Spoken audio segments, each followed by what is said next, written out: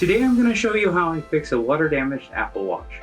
Not only that, but I'm going to show you how to replace the glass because this watch has seen better days. I've got another mail-in repair. This is an Apple Watch Series 4, 44mm. There is a small crack in the corner here and the screen has been scratched quite a bit, but the main issue is that it's not turning on. The owner believes that it was water damaged. Let's open it up, take a look and see what's happened. I'm going to take a pry tool and gently get under there, slide in a piece of plastic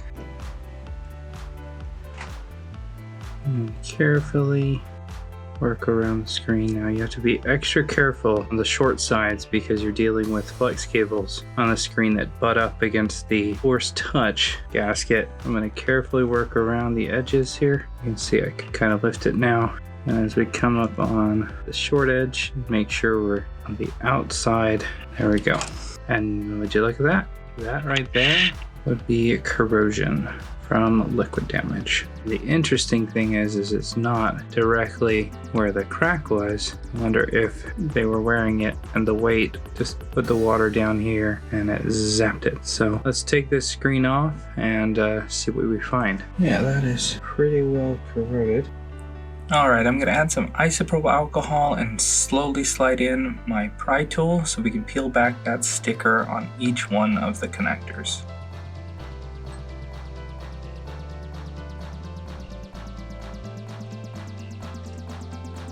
Now we'll flip up each one of the flaps on the connectors.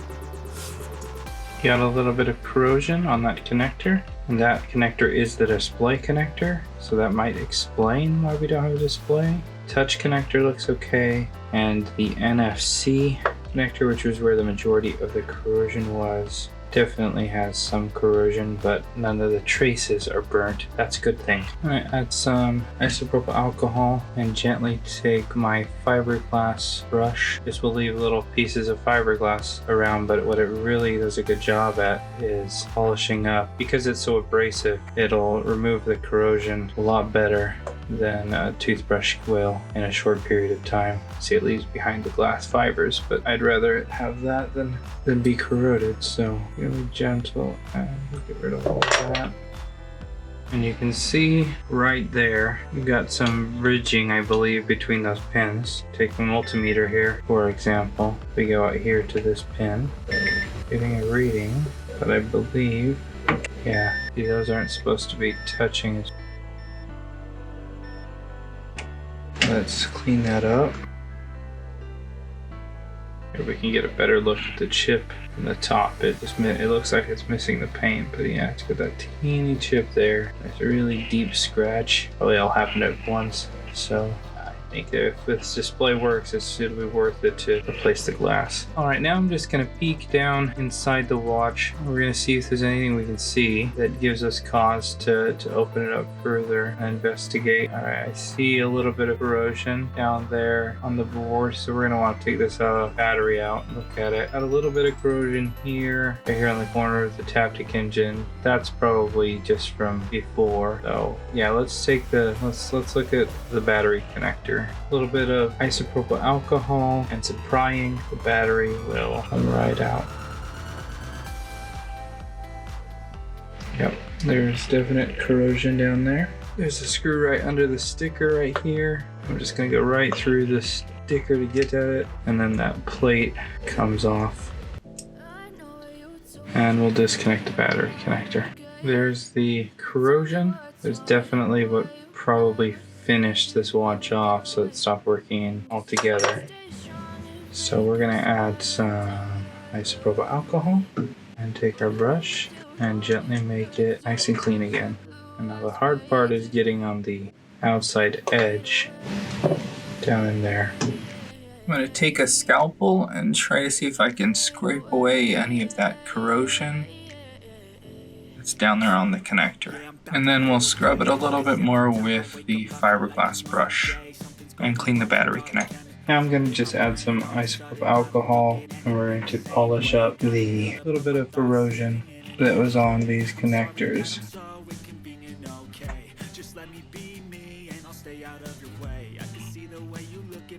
Looking down inside the connectors, I don't see any corrosion. So I'm going to go ahead, let's go ahead and connect these back up.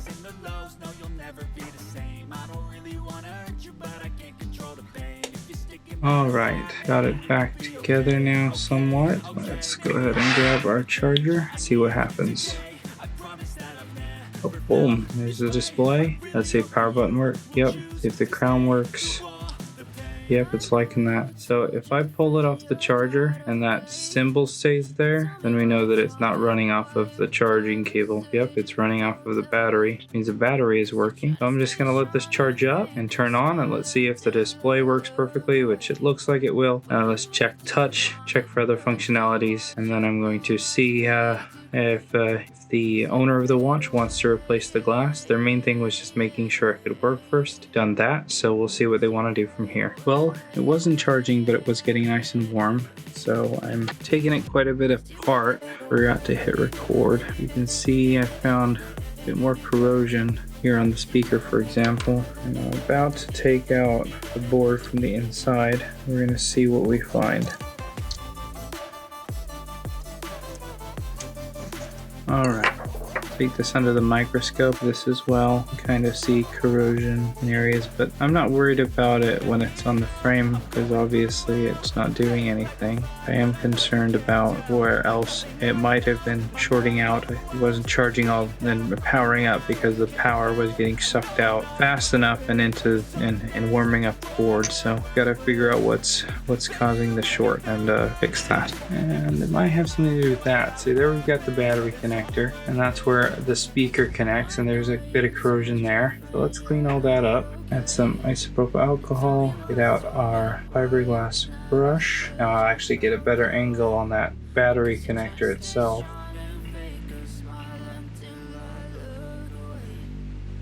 Now a lot of the time when there's water damage, these components get hit, but looks like they were really good this time. And then also we can look at the buttons here. I don't see any corrosion on the power buttons, microphone crown, and all that fun stuff. Now that I have that cleaned up, I think what I'm going to do is we're going to connect the board with the battery and the screen, and we're going to leave everything else disconnected. See if it charges and turns on, and then I can probably rule out any issues if it's still warming up. I'm going to connect up the battery. Now I've got the board connected to the charger, battery, screen, everything. Let's go ahead and plug it up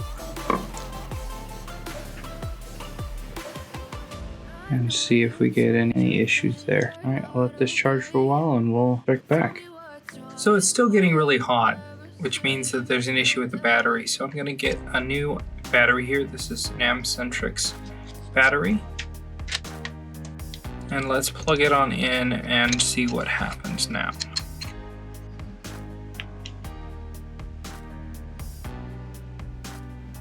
Alright, it's coming on. So let's take it off the charger and see if it turns on all the way. And I'm also going to be feeling to see if the board gets warm. Let's speed this up.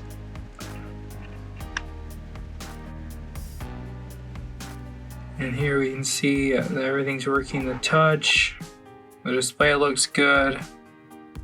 Obviously the glass is still bad. But yeah, it's not warm at all.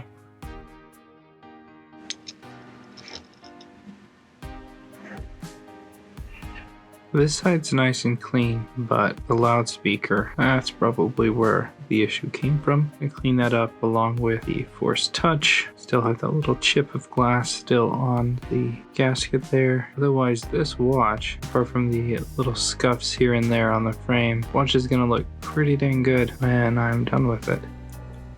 Alright, I'm gonna take some isopropyl alcohol and a Q-tip and clean up the inside of this watch. All of that debris and corrosion, we'll get rid of it. I'm also going to clean up the force touch. I'm going to pull the adhesive off wherever I can. Somewhat satisfying. And down in the groove here, we're going to scrape out any of the gunk that's been built up over the years. Somewhat gross and oddly satisfying. Brush that off. We're going to replace the loudspeaker as well. As you can see how much corrosion was on the other one. Got a new one here, and we will install that. Alright, now that that's installed and everything, we are going to put back the battery. I'll pull off the protector for the adhesive. We'll click in the battery and put back the bracket and screw. We'll slide the battery back into place.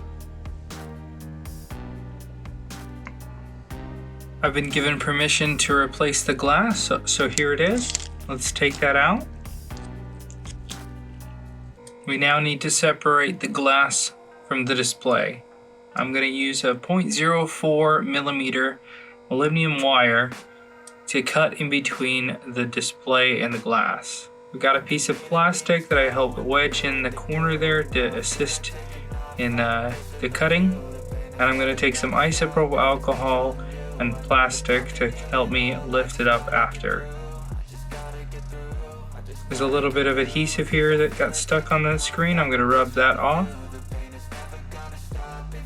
And using some isopropyl alcohol and a microfiber cloth, we'll polish up that screen and prep it for a new glass. I'm going to use some LOCA here. That's liquid optical clear adhesive. 4 drops will do for the 44 millimeter, and will adhere the glass. I'll carefully place the glass over it, making sure that it's centered, and we'll let the LOCA naturally spread to all edges. With surface tension, it'll spread everywhere, so there's no need to push on it or anything. Take a UV light and we'll cure it for several minutes.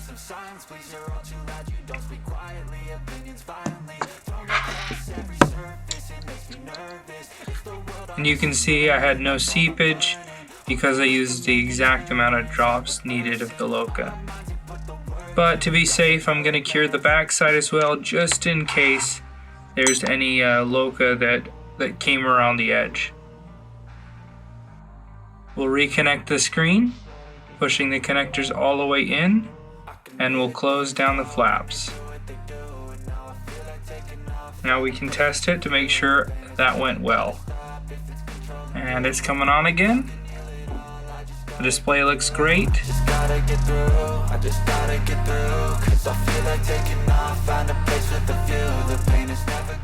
It looks like touch is working just fine, not glitchy anywhere.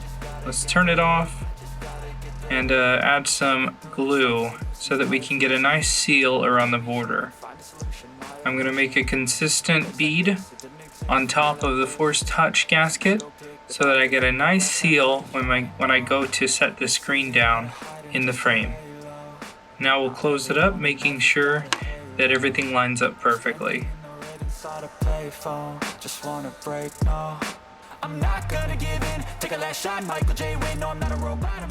take some isopropyl alcohol and a microfiber cloth and clean up any residual adhesive that seeped out the edge. And now I just need to clamp it together and let it cure.